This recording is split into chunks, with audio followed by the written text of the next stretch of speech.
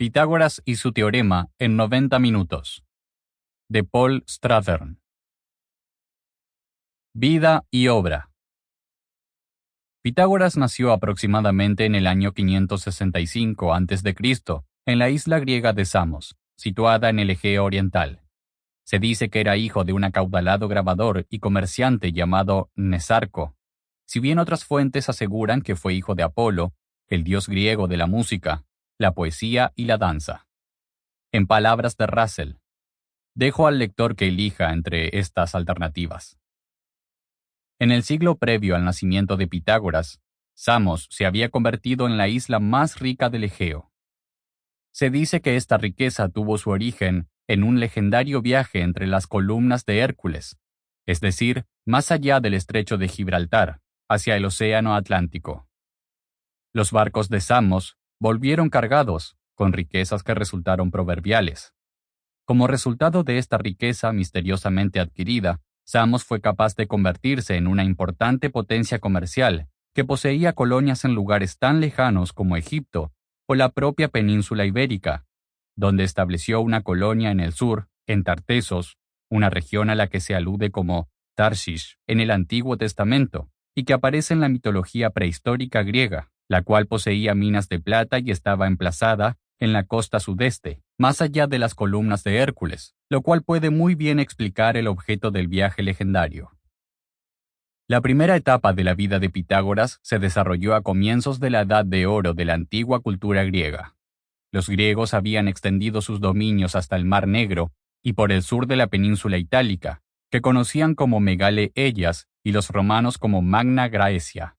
En Atenas comenzaban a construirse los primeros templos de mármol en la Acrópolis, y los primeros filósofos hicieron su aparición en Mileto, en el continente jónico, la actual Turquía.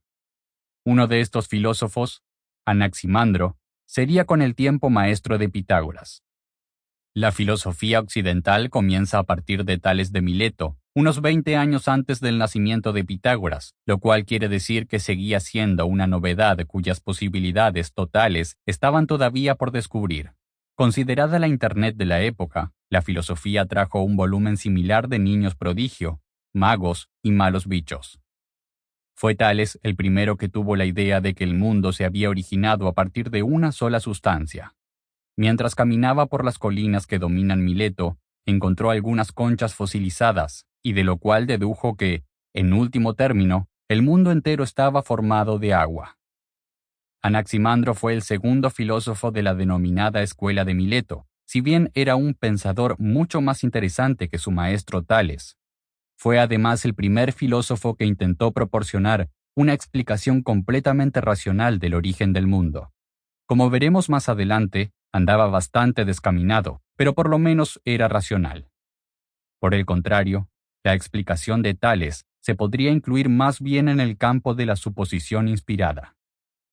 A pesar de que sin duda Anaximandro aprendió su oficio gracias a Tales, su imaginación alcanzaba horizontes bastante más amplios y su punto de vista era bastante más científico. Fue el primero de los antiguos que dibujó un mapa del mundo, cuya superficie, dedujo, era curva.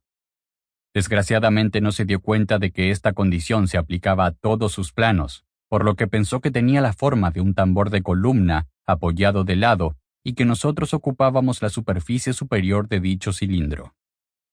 La observación del Sol condujo a Anaximandro a la invención del reloj solar, lo cual es un descubrimiento decisivo para la cultura occidental, ya que, hasta entonces, no había existido ningún método preciso para medir el tiempo. Cronos, el tiempo, había sido hasta ese momento un dios. Ahora era un instrumento, y la noción de duración se introdujo en el panorama científico de la época. Dicho de manera simbólica, los hombres se habían hecho con las riendas del tiempo.